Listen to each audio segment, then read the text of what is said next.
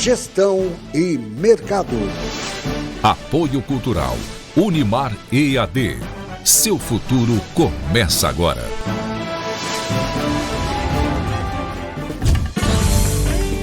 Olá, estamos de volta com mais um programa e, como sempre, trazemos um convidado muito especial. Está no ar Gestão e Mercado.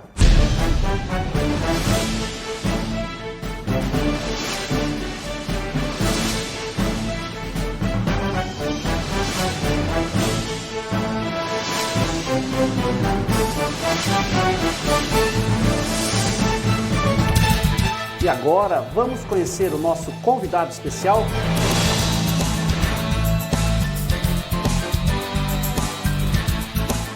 Muito bem, iniciando o nosso primeiro bloco, vamos à primeira pergunta para o nosso convidado especial. Quem é Regis Eugênio dos Santos? Então, quem é Regis Eugênio dos Santos? Bom, eu tenho uma trajetória aí de 46 anos de vida, né? Sou pai de 3 crianças, 2 meninas de 14 e um menino de 11, né? Marido, casado há 21 anos. Sou nascido em Marília e me formei em engenharia na Escola de Engenharia de Lins em 1999. De lá para cá eu vim estudando. Já emendei o meu mestrado na Unicamp e terminei em 2003. Comecei meu doutorado também logo depois, em 2003 até 2006, mais ou menos. Depois minhas filhas nasceram, né? Minhas gêmeas. E eu decidi que eu tinha que trabalhar, porque senão, né, fica complicado sustentá-las, né? E só com o que eu ganhava lá no meu doutorado. E aí eu fui tentando levar o doutorado, comecei a dar aula em escolas técnicas lá em Campinas, mas eu não consegui, né? Porque o custo de vida em Campinas era muito alto, então eu precisava trabalhar mais. A minha esposa precisava ficar mais em casa por causa das 2 crianças, inclusive que elas nasceram prematuras, né? Teve uma série de problemas. Então eu tive que me dedicar mais ao trabalho. Então aí eu acabei desistindo do doutorado e com essa desistência também veio a vontade de voltar para Marília, já que eu e minha esposa somos daqui, né? E aí então eu prestei um concurso no Senai, virei professor do Senai em Marília e voltamos os 2 para cá. Logo que eu voltei para o Senai em Marília, também eu vim buscar a Unimar, né? Eu já tinha feito um contato para tentar dar aula aqui. E aí eu acabei conseguindo voltar e entrei para dar aula na Escola de Engenharia Elétrica. Comecei então dando aula na Faculdade de Engenharia Elétrica e também no Senai, que fiquei lá desde 2008 no Senai até 2020. Professor Regis, é uma satisfação e uma honra ter um colega de trabalho que é chefe de uma unidade do CREA, tá? Então me sinto mais à vontade ainda para te fazer essa pergunta. Como é a sua rotina chefiando uma unidade do CREA, principalmente no tocante à fiscalização? Então, na fiscalização, a gente faz da seguinte forma. A gente tem demandas trimestrais, que a gente discute entre os chefes de unidade da região. Então, a gente faz parte da região 8 do CREA, que é a região de Bauru, Assis, né, e Marília. Então, a gente faz reuniões mensais para decidir qual área de segmento que a gente vai abordar. Claro que a fiscalização funciona muito em termos de demanda. Então, se tem uma denúncia, a gente tem que fiscalizar. Principalmente obra, porque obra, se você deixar para amanhã, a obra acabou, né? Então, a gente faz essa fiscalização de demanda também. E a gente também tem, para auxiliar na parte de fiscalização, uma comissão auxiliar de fiscalização, né, que é composta por engenheiros, né, normalmente nomeados pelas associações da própria cidade, né? Então a gente tem uma associação forte de engenheiros aqui em Marília, ela que cede para a gente esses nomes e a gente cria esse grupo que é honorífico, eles não ganham nada para isso, para indicar para a gente qual que é as áreas de atuação que a fiscalização deveria ir. Tá acontecendo uma obra em tal lugar, então é melhor a gente ir lá dar uma olhada, ver se está tudo certo. Tá tendo uma obra na rodovia, então tem que ir lá e fiscalizar. Tá tendo um evento na cidade, né? O evento é muito grande, então montou uma estrutura lá, tem que ter um responsável para montar essa estrutura, então a gente vai lá e fiscaliza. É um pesadelo para quem está numa obra quando estaciona um carro do CREA? Se ele estiver irregular, sim, né? Normalmente as grandes construtoras elas já sabem os trâmites, né? Então não tem essa preocupação.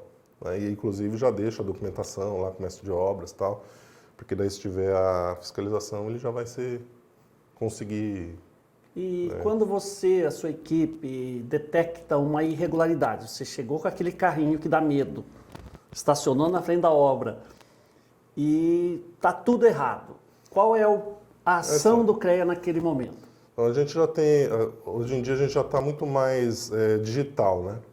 Então a gente começou a usar esse ano um aplicativo que detecta a posição e já consegue puxar as informações no nosso sistema se tem algum registro de responsável técnico. Claro que a gente só consegue pesquisar engenheiros. Então, ela chega numa obra e ela não tem nenhuma informação, não tem nenhuma placa, não tem nada. Então, o que eu faço? Eu vou no pedreiro ou quem estiver ali e pergunto, tem responsável? Quem que é o dono? Então, se o pedreiro não sabe, o dono tem que informar. E aí eu notifico. Então, a primeira ação é notificar. E aí a pessoa tem 10 dias para responder. Normalmente vai ter um engenheiro ou um arquiteto, né? Então, que são os dois que podem fazer o serviço.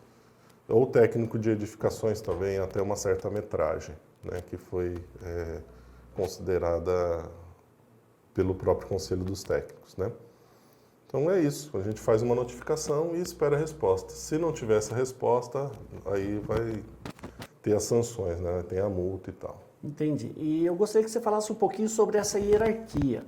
Então, hoje nós temos o engenheiro, nós temos os tecnólogos, nós temos os técnicos, e tem mais algum degrau aí nessa escala? Então, o engenheiro, nós temos uma resolução, né, do próprio CREA que define a engenharia em 8 atividades, né? Desculpa, 18 atividades. E essas atividades compõem projetos, compõem laudos, compõem instalações, manutenção, responsável por manutenção, responsável por instalação. E aí você tem esse degrau. Então, por exemplo, o engenheiro ele pode fazer todas as atividades dentro da sua área de atuação. Então, o engenheiro elétrico só pode ser responsável por fazer engenharia elétrica. E aí temos os tecnólogos, que eles perdem uma certa atribuição, né? Na parte de projetos e a parte de laudos se compreende que tem que ter uma formação mais complexa, e aí então o tecnólogo ele não pode fazer isso. A gente entende que os tecnólogos eles são os detentores das tecnologias, né? Eles são entendidos na tecnologia. Então, um assunto específico, né? Então, eles podem fazer instalação, eles podem ser responsáveis por manutenção. E os tecnólogos, hoje em dia, eles tinham uma restrição bem maior dentro dessas categorias, né? Mas, hoje em dia, eles abriram um conselho próprio. Os técnicos. Os técnicos. Eles abriram um conselho próprio, E aí eles estão fazendo resoluções no quais estão se adequando ainda e, em contrapartida, o CREA está questionando isso, né? Porque o que eles não podiam fazer antes, agora eles podem, e aí fica meio que uma disputa de lugar, né? Entendi. Mais uma dúvida minha, tá?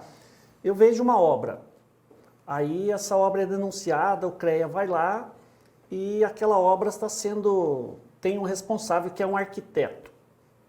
Pode isso? Pode, sem problema. Se nosso certificado de responsabilidade técnica chama ART e o dos arquitetos chama RRT. Se ele tiver feito a RRT, tiver lá certinho projeto e direção, ele está dentro dos padrões e a gente não tem que fiscalizar mais, né? A gente já deixa para o outro conselho. É um engenheiro agrônomo. Ele não pode assinar por uma obra. Não, por uma obra não. O engenheiro agrônomo, acho que o máximo que ele pode fazer é loteamento, né? Entendi. Não, por obras, não. Então, tudo isso, essas atribuições, essas responsabilidades estão muito bem definidas, até onde pode ir ou não? Sim. Existe às vezes, um questionamento de profissionais quando eles buscam uma certa formação complementar, né? Mas até hoje o CREA só deu atribuições a mais para quem faz cursos de engenharia de segurança do trabalho.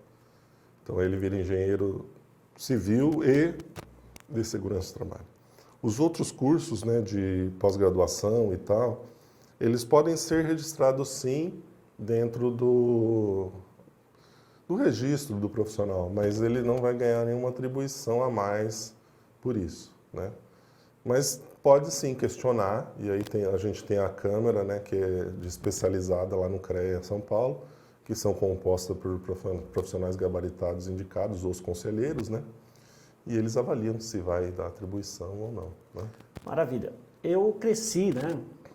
Tenho quase a mesma idade que você, ouvindo que para você se dar bem na vida, você tinha que estudar muito para ser ou engenheiro, médico ou funcionário público. Então, eu queria saber de você, como é a vida de engenheiro? Então, aqueles profissionais que realmente exercem a profissão, eles estão se dando bem, né?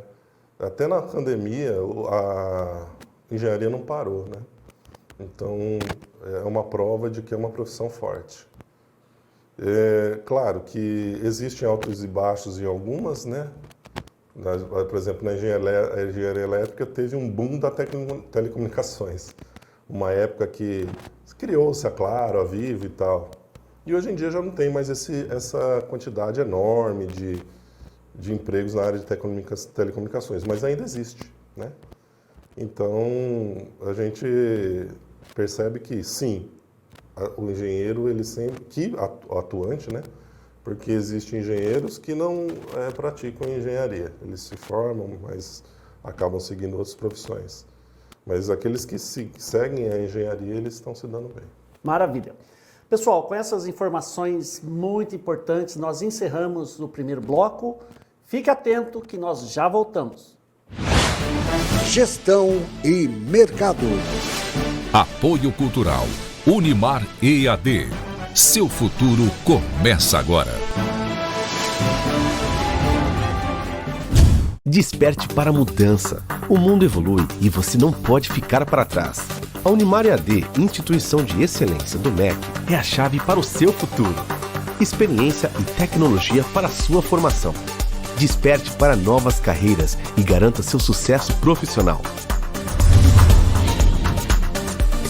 Desperte para um novo mundo de possibilidades.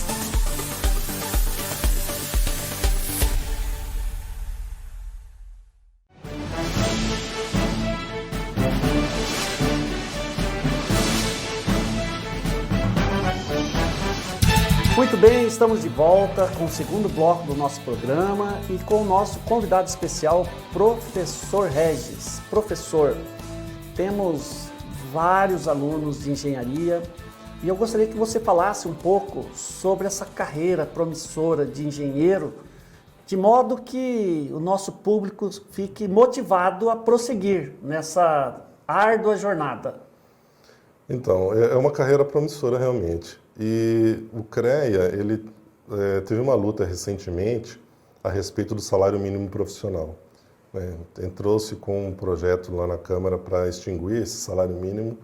O CREA conseguiu fazer um trabalho dentro da Câmara Legislativa para que isso fosse revogado. Então, se mantém. Hoje em dia, quem for contratado para trabalhar como engenheiro, ele tem que receber 8,5 salários mínimos. 8,5 salários mínimos. 8,5 salários mínimos para trabalhar 40 horas. R$ 9.000. 9 mil, 10 mil. Né? O mínimo, né? Esse é o salário mínimo profissional. e para 6 horas, 6,5 salários mínimos. O que acontece hoje em dia, né, que eu fui contratado então para trabalhar como analista, mas eu faço serviço de engenharia. Então isso acontece realmente, e aí o CREA não pode atuar. O que pode acontecer, sim, se você dentro da vaga de emprego está falando, tem que ser engenheiro, mas a vaga é analista, né, então você tem que fazer essa denúncia para o CREA e o CREA vai fazer essa fiscalização aí. Mas é uma área realmente promissora, né? Então tem bastante áreas de atuação, né? Então, inclusive, se você fizer, por exemplo, engenharia civil, você não precisa trabalhar exclusivamente com obras, né? Então você pode trabalhar com cálculo estrutural, você pode trabalhar só com um segmento, né, da engenharia civil, pode trabalhar só com projetos, só com desenhos, né? Então, engenharia elétrica é a mesma coisa, você pode trabalhar dentro da indústria, você pode trabalhar só com projetos, você pode ter o seu próprio negócio, né? Hoje em dia uma área que está em ascensão é a parte de instalação de energia solar, né? Porque dizem, né, que vai revogar uma lei que atribui créditos, né? Então tem uma correria para todo mundo instalar agora, então muitas empresas têm aberto.